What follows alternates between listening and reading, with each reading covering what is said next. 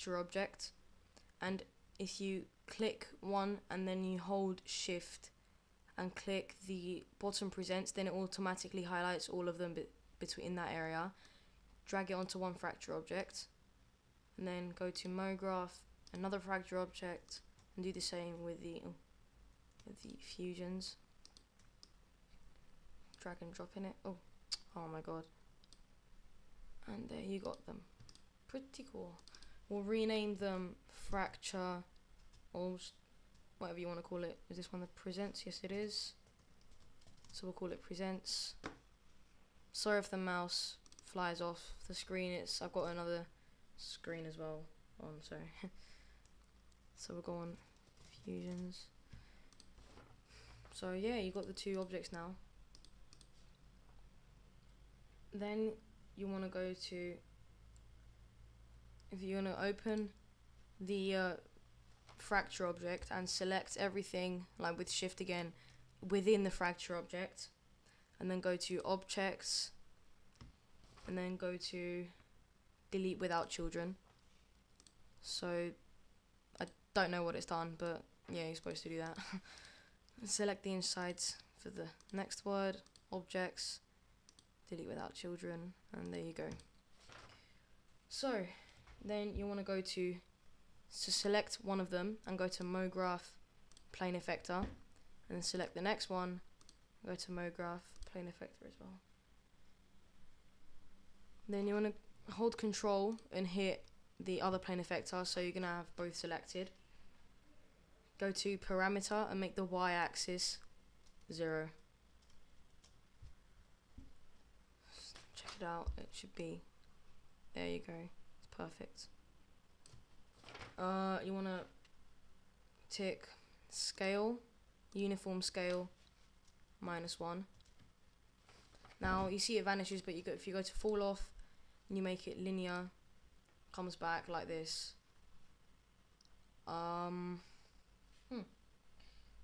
So go to coordinates, and for that RH one, the rotation, you want to put -90 degrees, so you get this nice effect thing. Now they're still together, of course, but if you go to one of them, which should be the fusions one, if you go to fall off and you tick inverts, it should be like that. So, oh, my mistake, you should have them both on. So when it's fusions like that, if it crosses through, it breaks it up and it says presents like that, so it's perfect. But make sure it's the first word that's going to be invert with a little line on it. Okay, so then you want to group up the two effectors by pressing Alt-G and rename it, or rename it effectors or effector or whatever. So now it's easier to just move them both together. Oh, yeah, pretty nice.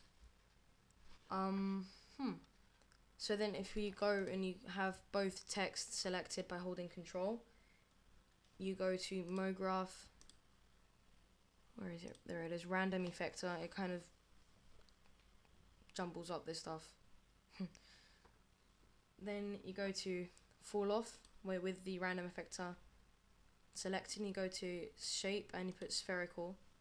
It puts a nice, like, spherical, well, basically, yeah, so it just makes a sphere, a round, nice effect, like a globe kind of thing when it breaks it up. Nice.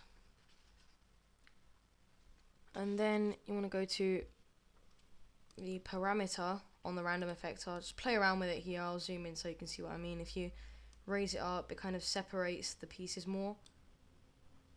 You know, it's really effective. It's cool. It's pretty nice. But don't separate them too much, or else it's gonna blow up and go everywhere like crazy, and we don't want that unless you're desperate to blow stuff up.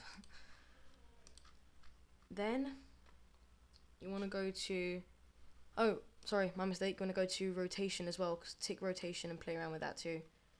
Missed that part out. I'm gonna put this one 90 degrees, so it kind of really rotates them around. Just play around with it. I'll put like, I don't know, 70. So if you get the effector, you make a really kind of spiky. It like separates a lot, but we can make it smoother and harder and rougher, or however you want it later. Go to the random effector and go to fall off, and here make sure the fall off is 100%, and I'll explain to you why. If you have 100%, you can see it's smoother when it breaks it up, whereas if you put it to 0, it goes really bad. It's like really rough, and it glitches a lot. Well, I don't know if you could call it glitching, but anyway, fall off 100%. Mouse flew off again. Yeah. After that, you want to drag the random effector into the effector group. So basically you got it, and it's more easy to move it around like that. It's very nice. And now we'll talk about the timeline. Get the effector and drag it to the side. I'll make it about 5 seconds long. Oh, fail. Get the arrow, drag it all the way. So you want the effectors to be on the left, or however way you want to destroy the stuff, and on 0. So there's the keyframe here, the little key. You click it, and it saves it to be there. So if you move on to 125, and you move the effector to the end, and then you click, you hit the keyframe, start it again, you get this nice movement, as if it's a small slideshow thing. It's really nice. It's fairly cool. Then you want to select the 2 words, and MoGraph delay effector. And then from the delay effector, you go to the effector, and from blend, you want to make it spring, and you could put it up to, I'm going to keep it 50%, but play around with that. Oh, no, I don't want to change my color scheme. Sorry about that, guys. I did not. That wasn't not planned or anything. That was weird. Anyway, you can see that when they break up, the P and the R, as it moves on, it springs to position. I'll show you guys what I mean. If you move it, what? Sorry, just a minute. Start it again, and I'll pause it so you can see the P has pieces there.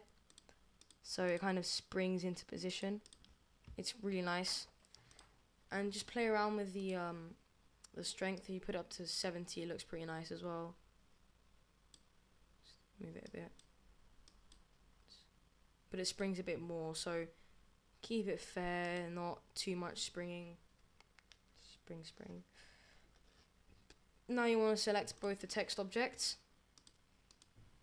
and sorry, my mouse is going crazy. Then go then right click and go to MoGraph tags, rigid body. Go to the fusions one, go to trigger and go to at velocity peak, and go to the presents rigid body tag and untick dynamic. Pretty nice. Then you go to the fusions one, or whatever one you're going to put, and I'll go to effectors and we'll uncheck plane effector, so you'll see a nice